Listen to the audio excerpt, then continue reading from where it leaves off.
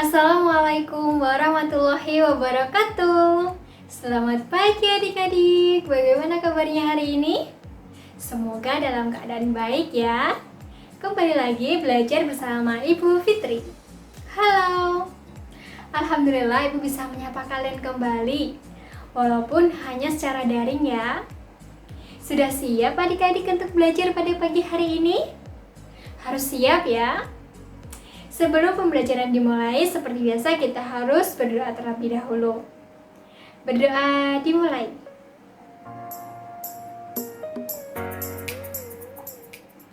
Berdoa selesai. Seperti biasa, sebelum melalui atau melakukan apapun, kita harus berdoa terlebih dahulu. Dan satu lagi, kita juga harus semangat. Sebelumnya Bu Fitri mau tanya nih, siapa yang tadi malam sudah belajar? Nah, kita juga harus selalu belajar ya, walaupun kita belajar dari rumah, dan kita juga harus belajar di luar jam pembelajaran. Nah, materi-materi yang sudah Ibu Fitri berikan sebelumnya dipelajari kembali, dibaca-baca kembali, seperti itu ya.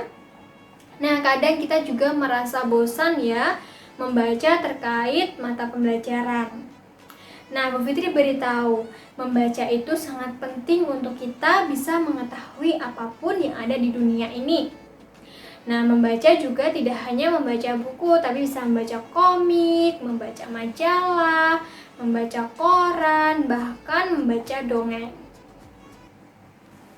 Nah, sebelumnya kita juga membaca itu tidak boleh asal-asalan.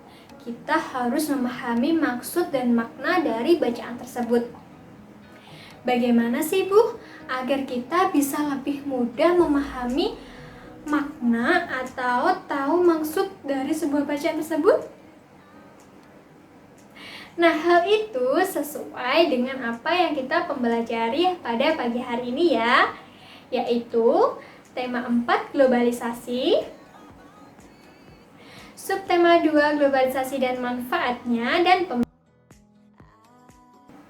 Nah, sebelum masuk ke pembelajarannya nanti, kita juga harus mengetahui tujuan pembelajaran kita hari ini. Tujuan pembelajaran kita hari ini yang pertama yaitu melalui membaca teks, peserta didik mampu memahami cara menyajikan informasi penting tentang teks yang dibacakan dengan tepat. Yang kedua, melalui video, peserta didik mampu menjelaskan peran penting Indonesia dalam kerjasama ASEAN di bidang politik dengan baik. Yang ketiga, melalui penjelasan dari guru, peserta didik mampu menyebutkan cara menghemat energi dengan benar. Yang keempat, melalui video pembelajaran, peserta didik dapat mempraktekkan cara menghemat energi listrik dengan baik. Nah, tadi kita juga sudah singgung tentang bagaimana sih Bu cara memahami suatu teks atau memahami atau menemukan informasi dalam sebuah teks bacaan. Nah, Bu Fitri akan jelaskan langkah-langkahnya dan salah satu contoh supaya adik-adik paham ya. Perhatikan baik-baik. Untuk langkah-langkahnya yaitu yang pertama, dengarlah teks yang dibacakan oleh guru dengan cermat. Yang kedua, catatlah informasi penting dari teks tersebut di buku tulis kalian. Yang ketiga, kembangkanlah informasi tersebut menjadi kalimat yang utuh. Kemudian rangkailah kalimat tersebut hingga menjadi paragraf yang utuh atau paragraf yang baru.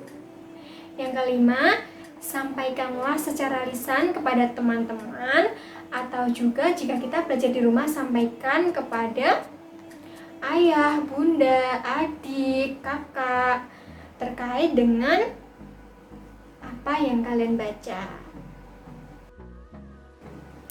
Nah, berikut contoh dalam menemukan atau menuliskan informasi yang penting dalam sebuah paragraf. Arus globalisasi sudah menjangkau hampir semua aspek, mulai dari ekonomi, budaya, hingga bahasa. Saat ini, bahasa Indonesia sudah banyak dipelajari di negara lain. Pengajaran tersebut dimuat dalam program BIPA, Bahasa Indonesia untuk Penutur Asing. Hingga saat ini, lebih dari 77 negara di dunia yang mempelajari bahasa Indonesia. Jadi, informasi pentingnya yaitu hingga saat ini sudah lebih dari 77 negara di dunia yang mempelajari bahasa Indonesia. Pengajaran tersebut termuat dalam program BIPA. BIPA itu apa?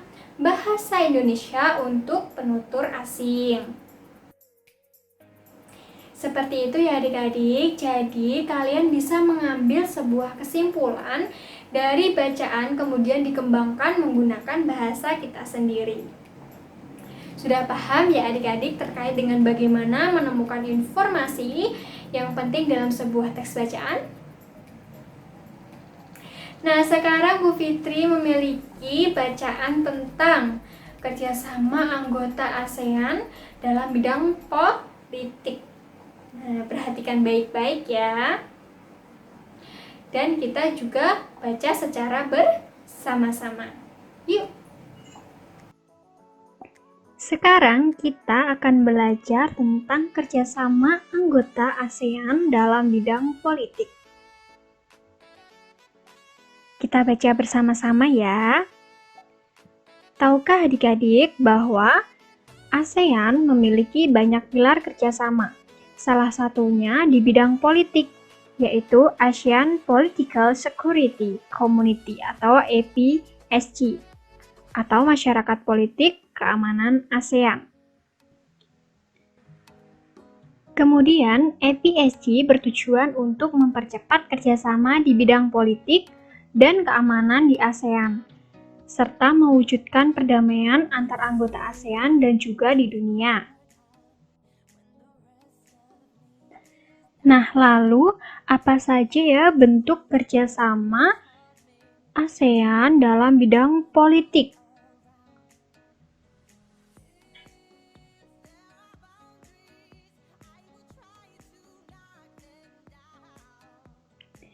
Yang pertama yaitu meningkatkan pemerintahan yang baik dengan memajukan prinsip-prinsip demokrasi.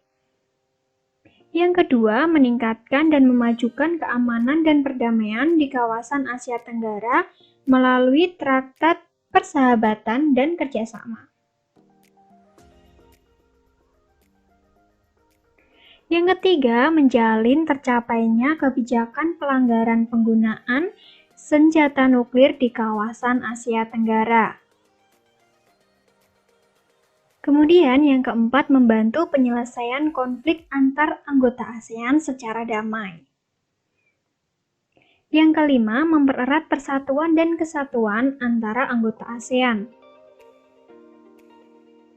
Dan yang keenam, menjalin hubungan dengan negara-negara di luar Asia Tenggara. Ketujuh, menjalin kerjasama di bidang maritim ASEAN. Dan yang terakhir, melakukan perjanjian kawasan damai, bebas, dan netral. Nah, adik-adik, tahukah kalian bahwa Indonesia ternyata memiliki peran penting pada ASEAN? Indonesia memiliki peran penting dalam kerjasama anggota ASEAN, yaitu mengajak anggota ASEAN lain untuk lebih demokratis terhadap bangsanya, dengan melindungi hak asasi mereka sebagai penduduk.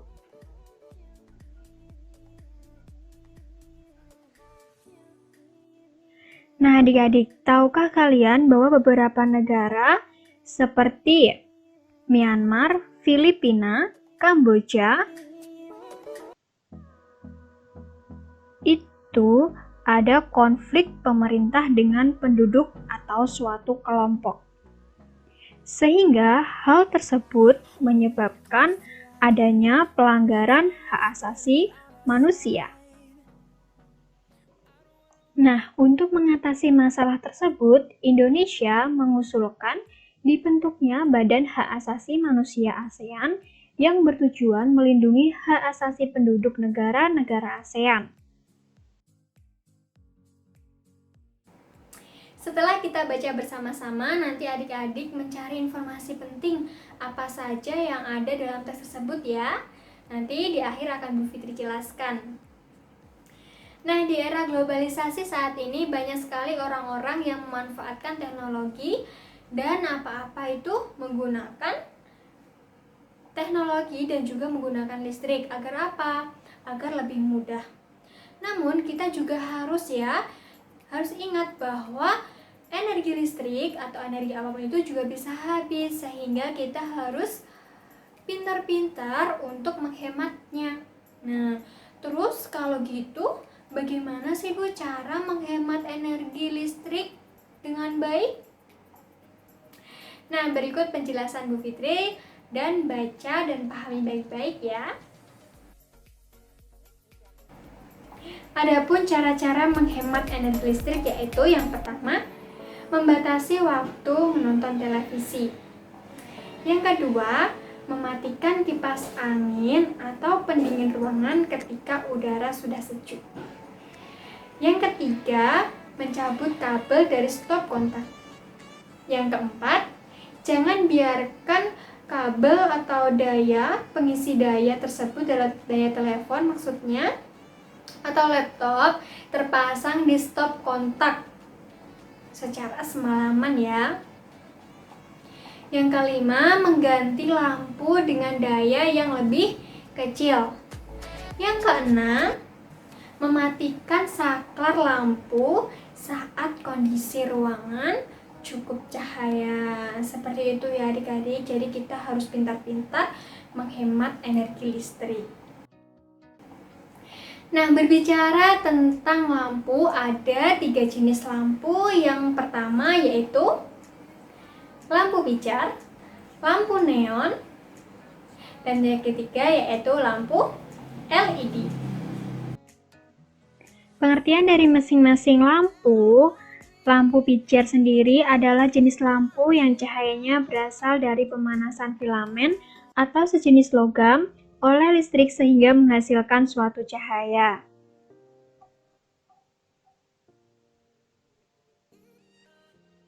Kemudian untuk lampu neon atau CFL merupakan jenis lampu yang cahayanya berasal dari pendasaran fosfor karena adanya radiasi ultraviolet dari uap atau gas merkuri yang teraliri oleh listrik.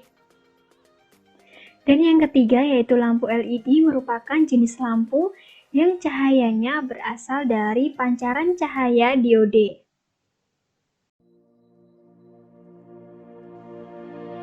Sedangkan lampu LED merupakan jenis lampu yang memiliki tingkatan efisiensi listrik paling tinggi. Artinya, energi listrik yang digunakan jauh lebih hemat dibandingkan jenis-jenis lampu lainnya. Lampu LED ini juga banyak digunakan untuk penerangan seperti rumah dan jalan-jalan, kemudian lampu lalu lintas dan ruangan di sebuah gedung. Sudah paham ya adik-adik tentang bagaimana cara menghemat energi listrik? Nah, hal ini tidak hanya kita pelajari, namun kita juga harus terapkan dalam kehidupan sehari-hari ya, terutama ketika di rumah. Setelah kita belajar tentang cara menemukan informasi penting dalam sebuah teks, kemudian belajar tentang kerjasama anggota ASEAN di bidang politik, dan juga bagaimana menghemat energi listrik. Yuk kita simpulkan secara bersama-sama. Dari apa yang kita pelajari tadi, kesimpulannya yaitu apa adik-adik? Nah, kesimpulannya yaitu langkah-langkah dalam menemukan informasi penting dalam bacaan. Bisa dengarlah atau baca teks dengan cermat, catatlah informasi yang penting, kembangkan informasi menjadi kalimat yang utuh, rangkailah kalimat menjadi sebuah paragraf. Di ASEAN, Indonesia memiliki peran penting yaitu dengan membentuk Badan Hak Asasi Manusia. cara-cara menghemat energi listrik, yaitu dengan mematikan lampu di siang hari, dan masih banyak lagi. Kemudian mengganti lampu yang memiliki daya lebih kecil, seperti lampu LED yang biasa digunakan di rumah dan di jalanan. Sudah paham ya adik-adik mengenai materi yang kita pelajari pada pagi hari ini? Nah, tadi Bu Fitri di awal sudah menjelaskan tentang mencari informasi dalam teks. Dan tadi Ibu juga sudah membacakan teks terkait dengan kerjasama anggota ASEAN dalam bidang politik. Nanti kalian bisa mencari informasi penting terkait dari bacaan tersebut ya. Untuk jawabannya kalian bisa mengumpulkannya melalui Google Form. Setelah itu, tentang cara menghemat energi juga perlu kalian terapkan di rumah. Nanti kalian buat video seperti kemarin, buat 3 contoh saja cara menghemat energi listrik di rumah. Namun sambil dijelaskan ya. Nah, misal nih kalian membuat video atau membuat video dibantu oleh ayah. Kemudian kalian mempraktekkan dan menjelaskan cara menghemat energi listrik. Misal seperti ini.